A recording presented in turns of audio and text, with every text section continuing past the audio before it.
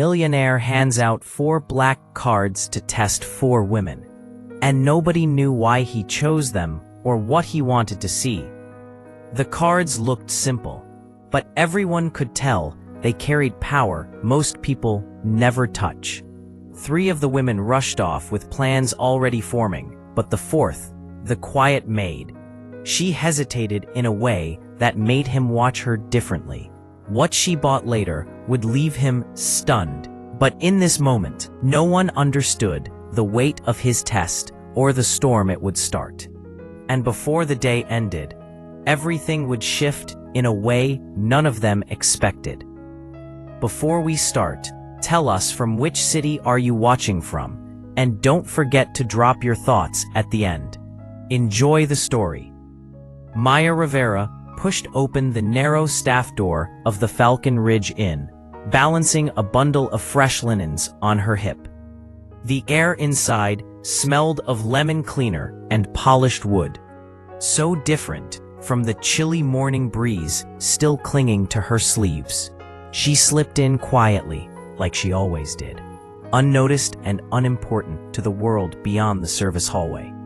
On the other side of the wall, she could already hear the guests laughing over their early brunch plates, their voices bright with the ease of people who never had to count rent money twice.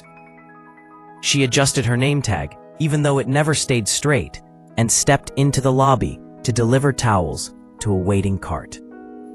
Conversations dipped just slightly, the way they always did when staff crossed the elegant space. A woman in a crisp white blazer gave Maya a quick glance, eyes flicking to the cart, then to her simple clothes, then away, as if the sight didn't deserve more than a passing second. Maya kept her chin up anyway. She had learned that dignity was sometimes the only thing you carried alone. As she maneuvered through the polished marble floor, a tall man stepped inside through the front entrance. He stood out immediately, not for wealth displayed but for the quiet confidence in his posture. His jacket was plain but tailored, his shoes clean but understated. He looked around with an ease that suggested he belonged anywhere he walked. Guests greeted him with nods, assuming he must be someone important, while staff stalled in their steps, unsure how to read him. Maya passed him with a polite smile, expecting nothing, but for some reason, he watched her a beat longer than anyone usually did, as if her presence didn't disappear behind the towels she carried, but mattered in a way she didn't yet understand. Maya had barely finished restocking the towels on the 3rd floor when she noticed Mr. Dalton, the elderly guest who always shuffled slowly with his cane, struggling to lift a tray outside his door. Breakfast had been delivered, but the server had left it too low for him to pick up without bending. A painful task he rarely admitted troubled him. She didn't hesitate. She slid the card aside, walked over, and gently lifted the tray for him. "Let me help you with that," she said, keeping her voice warm but light, as if she were simply passing by. Mr. Dalton blinked, embarrassed at needing help. "I don't want to trouble you." "You're not," she answered, guiding the tray inside and setting it on the table by the window. She straightened his napkin, added a packet of honey she always saved from her own break, and made sure his water was within reach. It wasn't part of her job, and it cost her precious minutes she didn't really have, but she smiled through it anyway. Down the hallway, Ethan caught the moment. He saw the way she moved, not for recognition, not for tips, not to impress, just to make a stranger's morning a little easier. And something in him shifted. Later that afternoon, Maya was in the laundry room, wrestling with a stubborn dryer door that had decided to jam halfway. She tugged once, twice, then glared at it as if threatening it might help. That's when Ethan walked by, carrying a clipboard he didn't really need. "Everything okay in there?" he asked. "The dryer and I are having a disagreement," she said. "It's winning." Ethan stepped closer, inspected the door, then tried pulling it himself. It didn't budge. Maybe it just doesn't like me either. Maya laughed, a quick, bright sound that surprised them both. Try sweet-talking it. Machines respond to kindness. Do they really? He asked. Well, yelling hasn't worked, so yes. He leaned in and whispered dramatically, "Please open." The dryer popped open with a soft click. Maya blinked. "You're kidding." Ethan grinned. "See? Kindness." She shook her head, laughing again as she transferred warm towels into a basket. There was an ease between them, a lightness she didn't usually feel around guests. Before he left, Ethan held the door for her. "If the dryer gives you any more trouble, let me know. I seem to have a special connection. For now," she said, "I'll allow you the title of Dryer Whisperer." Ethan waited until the hallway was clear before slipping into the small meeting room near the lobby. One of the few quiet places in the inn where staff rarely stepped in. He closed the door gently, took a slow breath, and pulled out a slim black wallet from his jacket.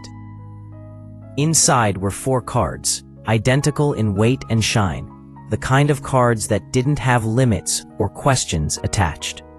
He laid them on the table one by one, spacing them with the precision of someone used to making decisions that moved entire companies. To the staff, Ethan was just a temporary consultant, another quiet professional hired to observe guest service. But the truth belonged only to the audience now. Ethan Hale was the sole heir to Hale Industries, a name whispered in financial circles with the same weight as legacy empires. He owned more than anyone in this town could imagine, and he'd come here to escape boardrooms and celebrations he never felt part of. The cards weren't props. They were part of an experiment he'd been wrestling with for months, an idea born from disappointment, loneliness, and a longing to meet people who saw him, not his bank statements. 4 women connected to the inn would receive 1 card each. No rules, no advice, no explanation. Their choices would tell him something he couldn't learn in business meetings. Who acted out of greed, who acted out of fear, and who acted out of genuine heart. But when he saw Maya helping Mr. Dalton earlier, something shifted. She hadn't been on the original list. She wasn't meant to be part of the test. Yet he found himself sliding one of the cards closer to her imagined name. Ethan knew the moment she touched that card, everything would change, for her and for him. And he wasn't sure he was ready for what the truth might reveal. The next week moved in quick, steady beats. Small moments, stitched together, in a way neither Maya nor Ethan expected. It started with Ethan noticing her struggling to balance a guest request list and a room cleaning schedule. He gently offered tips on reorganizing the order, turning the long, stressful list into neat blocks. Maya tried them the next morning and blinked when she finished early for the first time in months. Another day, she found him in the staff kitchen, teaching Tess how to fold fitted sheets without the usual wrestling match. Maya joined in reluctantly, and soon the 3 of them were laughing at Ethan's oddly graceful demonstration. There were quieter moments too. Evenings where Maya studied nursing materials in the break room, while Ethan, pretending to review inn reports, asked questions that helped her think clearer. She'd never had anyone show interest in her dreams without turning it into pity. June watched them from a distance, her lips lifting slightly whenever Maya walked away, standing a little taller. By the end of the week, Maya realized she was smiling more, moving with more confidence, and feeling oddly lighter, like someone had walked into her life and quietly rearranged the weight she carried without asking for anything in return. A heavy rainstorm rolled over Falcon Ridge one night, the kind that soaked the streets within minutes and left the inn glowing warm against the dark sky. Most guests had retreated to their rooms, and staff drifted home early. but Maya stayed behind to finish folding towels. When the power flickered, she stepped into the lobby just as Ethan appeared from the opposite hallway, holding a small lantern the inn kept for outages. "Looks like we're the last ones standing," he said, offering her the soft, steady light. She smiled and took a step closer. The lantern cast a warm circle around them, turning the empty lobby into a quiet cocoon. Thunder rolled in the distance, low and steady. "Does the storm bother you?" Ethan asked softly. "No," Maya said. "Just makes everything feel honest. Like the world slows down long enough to hear your own thoughts." Ethan hesitated, then sat on one of the lobby benches, patting the space beside him.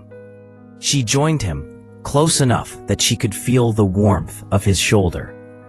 He watched the rain streak down the tall windows, searching for words he kept locked away. "You ever feel," he started, voice low, "like you're living two lives? The one you show everyone, and the one you actually want?" Maya's breath caught. Every day.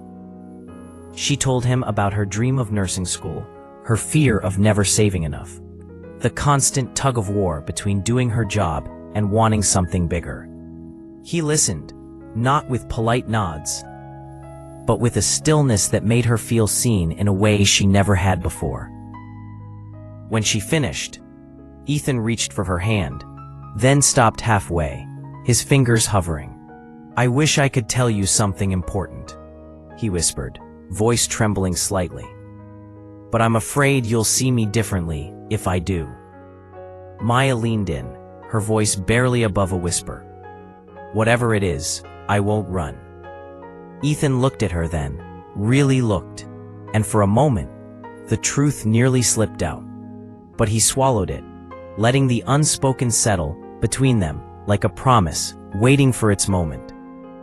The lantern flickered. Their hands didn't touch, but neither pulled away.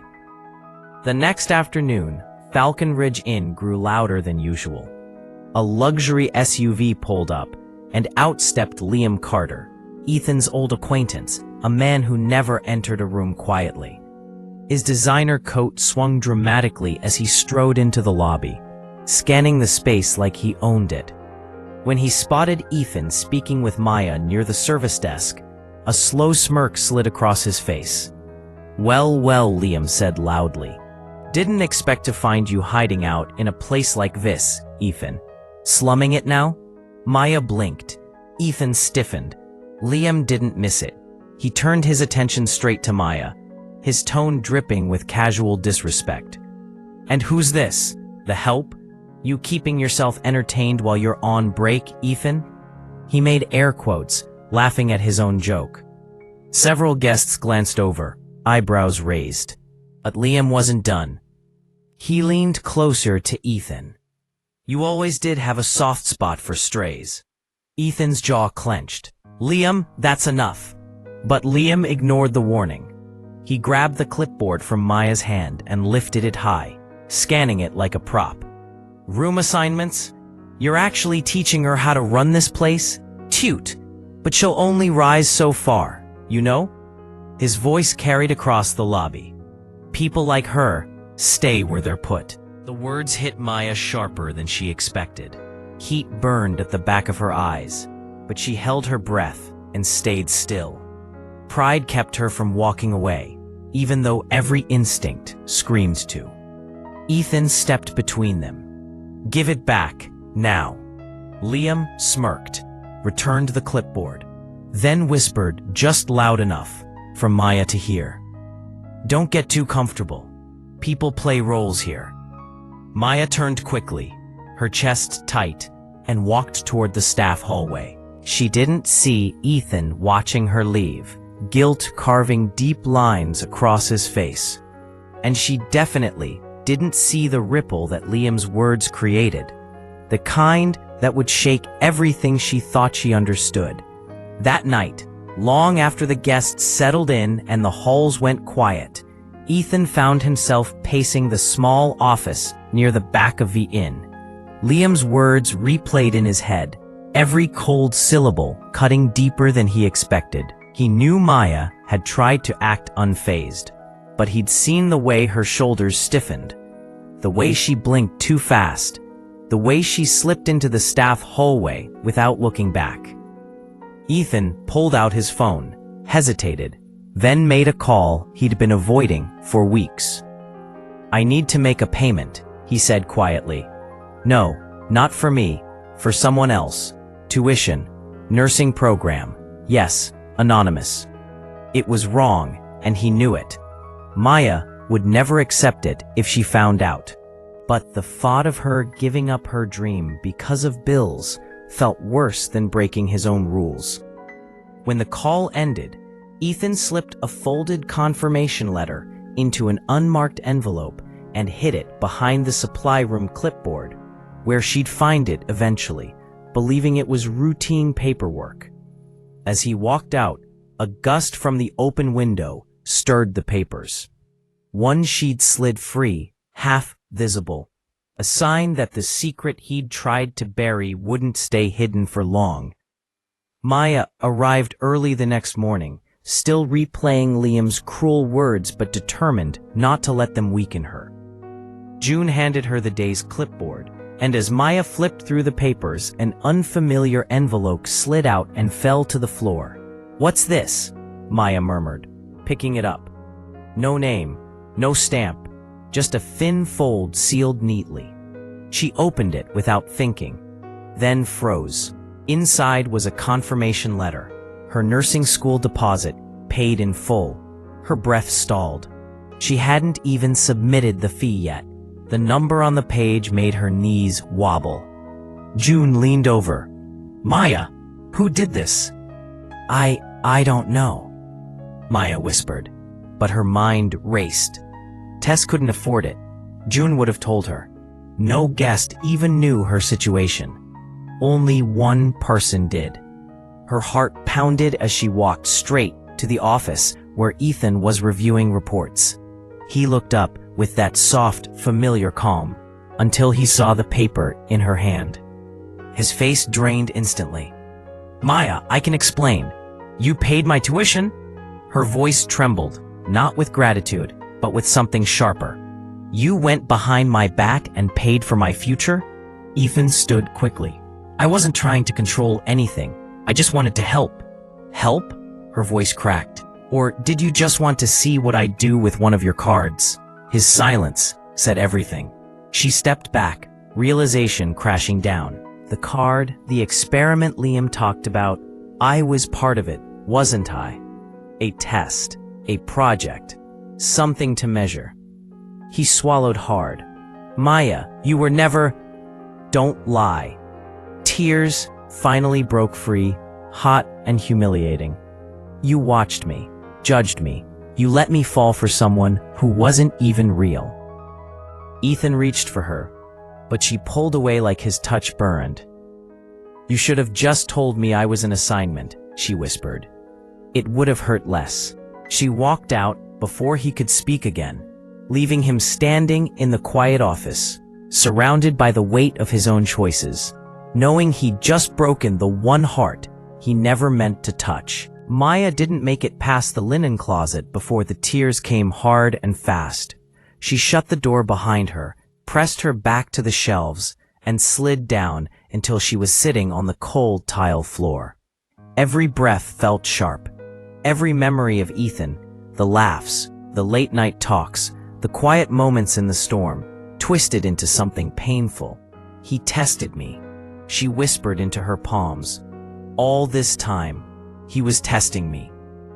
Her shoulders shook. She felt foolish, small and completely exposed. Months of saving, years of dreaming, all tangled now with a truth she never asked for.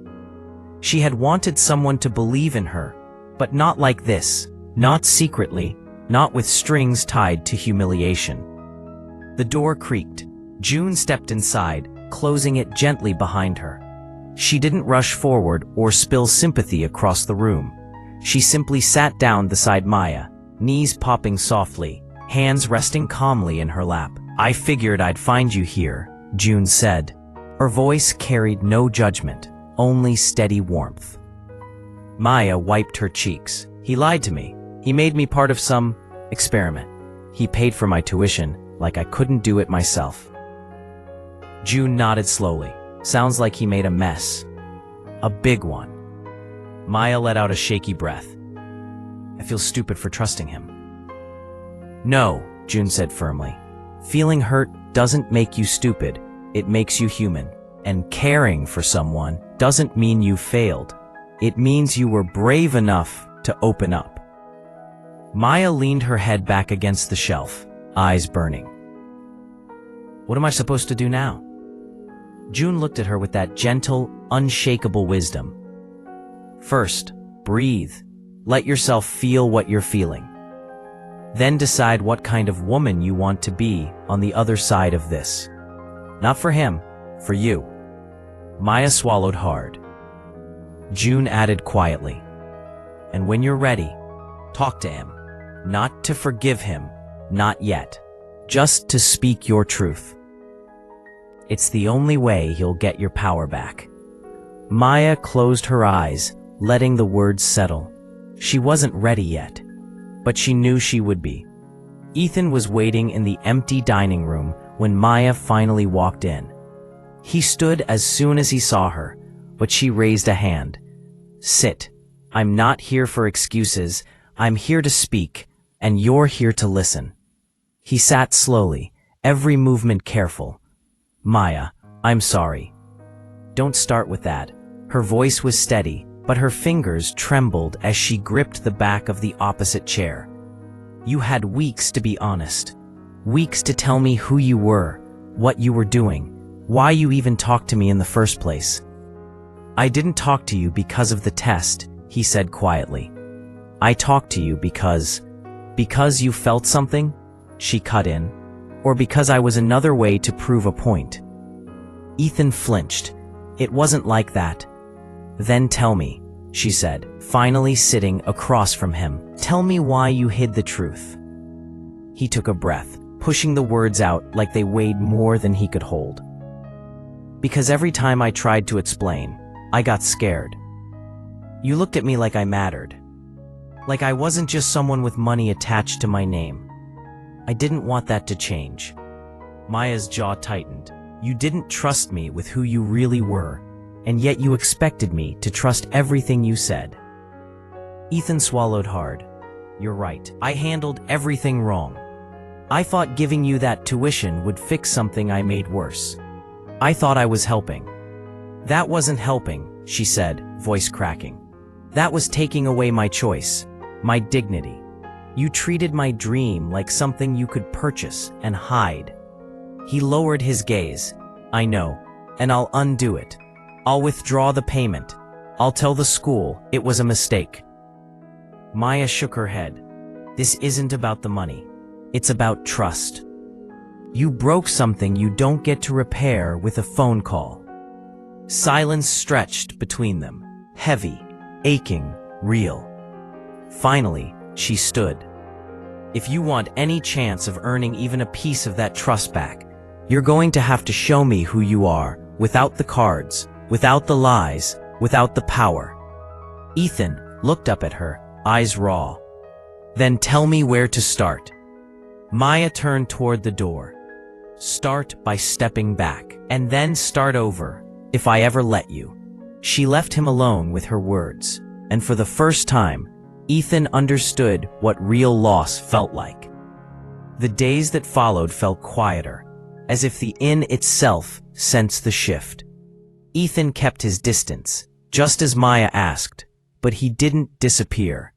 Instead, he showed up in ways that were smaller, humbler, and stripped of anything that could be mistaken for power. He stopped carrying that polished clipboard and asked June for a real staff schedule. Soon he was helping in the laundry room, hauling bags of linens down the service stairs, and learning how to scrub floors without leaving streaks.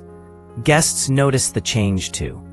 The man who once walked with quiet authority was now wiping tables alongside the team. He didn't correct anyone, didn't offer opinions, didn't hover near Maya. He simply worked, and he worked hard. Maya watched from a distance. She didn't speak to him, but she saw the way he took on the worst tasks without complaint. She noticed how he never looked for her attention, only made sure he wasn't adding to her burdens. One morning, she found him in the courtyard, helping Mr. Dalton adjust his cane. Ethan kept his head down, listening carefully, offering steady support with none of the showmanship Liam once mocked. The staff whispered about him. Tess elbowed Maya one afternoon. He's different now. Not pretending, not pushing, just trying. Maya didn't respond at first, but the longer she watched, the more she felt something inside her shift. Not forgiveness, at least not yet, but recognition. People didn't change overnight, and yet Ethan was trying in the only way that mattered, through actions, not promises. A week later, he quietly placed a single envelope on June's desk. No money, no gifts, just a letter addressed to the nursing program, explaining that Maya had earned her place and recommending her from first-hand experience of her dedication and character. He didn't sign it with his title, only with his name. When June handed the letter to Maya, she held it for a long moment, feeling something steady and honest in the weight of the page. For the first time since the heartbreak, she didn't feel anger rising in her chest. She felt something gentler, something like possibility. Spring sunlight warmed the front steps of Falcon Ridge Inn as Maya sat outside, envelope in hand. Her heart pounded as she tore it open. The nursing program's logo flashed at the top, and then there it was, acceptance, full admission. Her breath hitched, not in disbelief, but in relief. She had earned every step of the way. No secret payments, no hidden strings, just her work, her grit, her dream finally opening its doors. She stepped inside, searching for June first. The older woman hugged her tight, murmuring, "I knew you'd get there." Tess cheered loud enough that a guest peeked over the railing. Only then did Maya walk toward the courtyard, where Ethan was sweeping fallen petals into careful piles.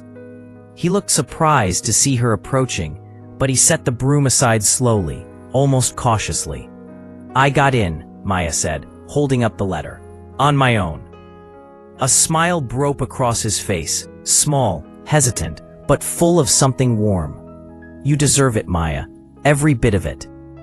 She stepped closer, arms folded lightly. "You've changed," she said. "I've seen it. Not the display kind, the real kind." Ethan nodded. "I didn't expect you to forgive me. I just wanted to be someone who was worth forgiving." Maya took a quiet breath. "I'm not saying everything's erased, but I'm also not saying we're done." Her eyes softened. "Maybe we start again, as equals. No secrets, no cards."